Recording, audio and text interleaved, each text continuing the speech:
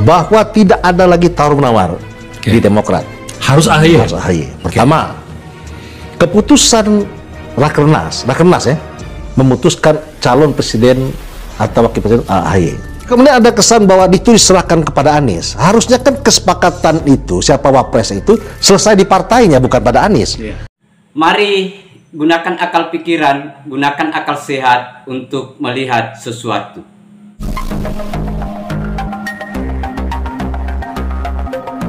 Assalamualaikum warahmatullahi wabarakatuh. Salam sejahtera untuk kita semua. Salam demokrasi dan salam pluralisme.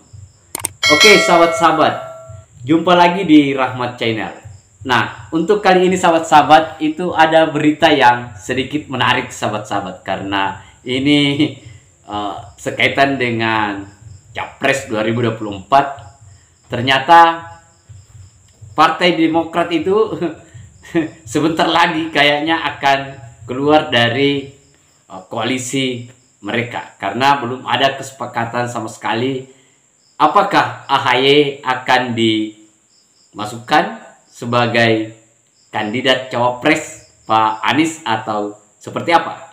Dan apabila dia tidak masuk, maka secara otomatis berdasarkan hasil musyawarah Partai Demokrat, dia menarik diri dari koalisi. Wow, ini sangat panas sahabat-sahabat. Dan akhirnya termasuk Rocky Gerung itu ragu untuk mendukung yang namanya Anies Baswedan.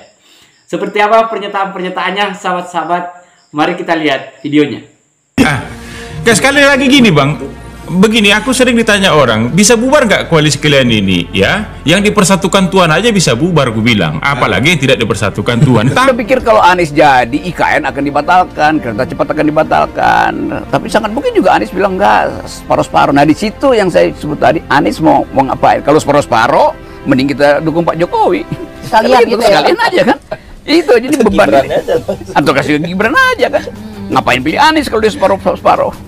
Kan itu intinya, itu yang saya bilang tadi. Selama Mas Anies ya masih mengusung soal perubahan, kami akan dukung dia.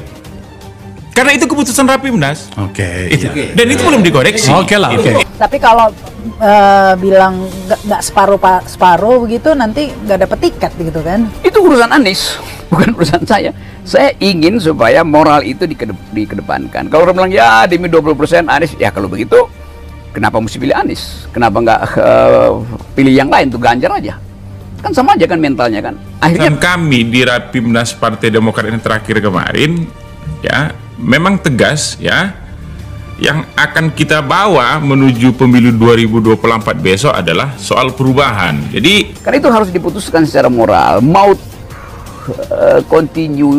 continuity atau mau change-nya. Kalau mau change, timbulkan moralitas baru kan. Kan itu dasarnya. Tapi ada yang dari politisi tiba-tiba jadi koruptor identitasnya kan. Artinya naik. Naik apa turun itu? Naik dong.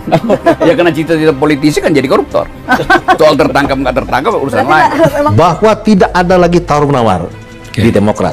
Harus AHY. Harus AHY. Pertama, keputusan Rakernas ya, memutuskan calon presiden atau wakil presiden AHY. Kemudian ada kesan bahwa itu diserahkan kepada Anies. Harusnya kan kesepakatan itu, siapa wapres itu selesai di partainya, bukan pada Anies.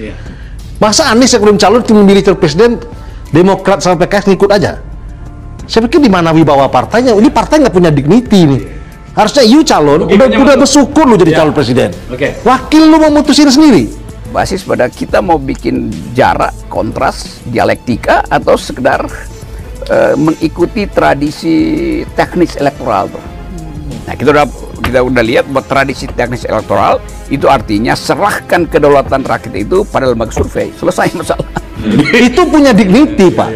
Kalau ini nggak ada, jadi nggak remeh aja, bukannya lu dukung, bukan nentuin, ikut aja. Saya nggak yakin bahwa Demokrat itu dibikin oleh Pak SBY itu menjadi partai pembebek.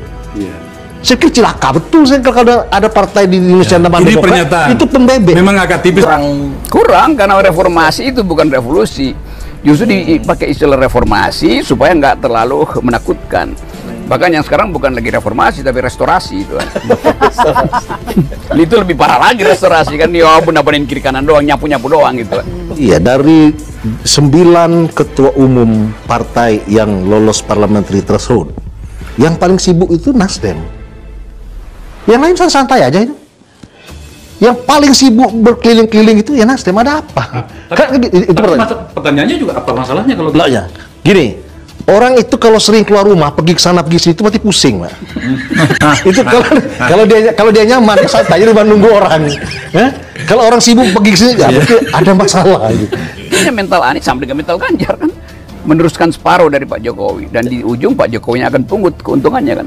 Dan memang sistemnya kan pada akhirnya membuat siapapun kontestannya begitu. Nah itu sebabnya, karena siapapun begitu, mending kita boikot kan. Begitu logikanya kan. Berarti cawapres calon yang ada di partai koalisi perubahan yang belum terjadi koalisinya, ya, itu berarti dianggap tidak selengkap Sandi punya, ya, baik dari sisi logistiknya, sisi penerimaannya di semua kalangan itu belum diterima. Artinya ada kesan, ini bukan kesan saya nih, kesan yang ditimbulkan tanpa sengaja itu menunjukkan bahwa AHY belum sepenuhnya diterima di koalisi perubahan untuk menjadi cawapres. Nah, kita sudah lihat videonya, sahabat-sahabat. Ya.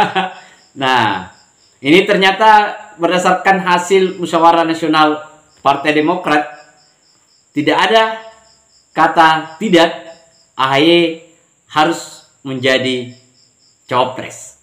Siapapun yang diusung oleh koalisi pembaharuan. Yang kita tahu koalisi pembaharuan itu ada 3. Ada Demokrat, ada Nasdem, dan ada PKS. Nah, apa jadinya?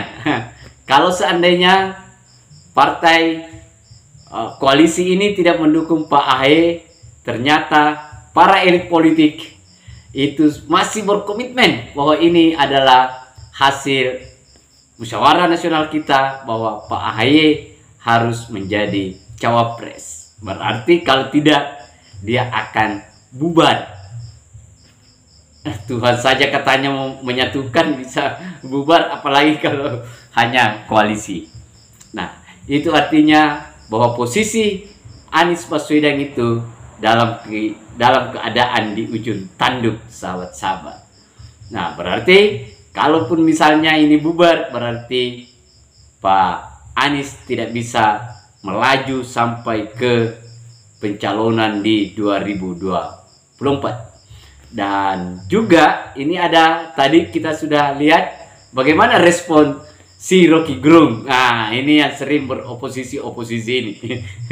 Nah, si Rocky Gerung menyampaikan kalaupun tidak ada ketegasan dari Pak Anies Baswedan, maka mendingan kita dukung Ganjar atau kita dukung Pak Jokowi. Nah, kita tidak tahu malaikat apa yang merasuki Pak Rocky Gerung ini sehingga dia mau beralih.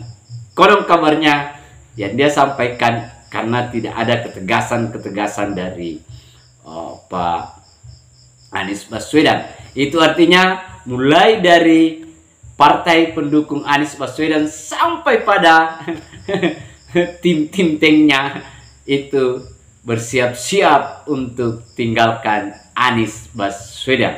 Kalau tidak ada ketegasan dan tidak ada kejelasan apakah Pak Anies maju, apakah Pak Anies mendapatkan Partai Demokrat, maka Rocky Gerung akan hilang dari perputaran Anies Baswedan. Dan kalau tidak jadi AHY menjadi calon wakil presiden dari Pak Anies Baswedan, secara otomatis Demokrat tinggalkan koalisi perubahan. Saya kira itu, sahabat-sahabat. Terima kasih banyak. Akhir kata dari saya, wassalamualaikum warahmatullahi wabarakatuh. Salam demokrasi, salam pluralisme, NKRI harga mati.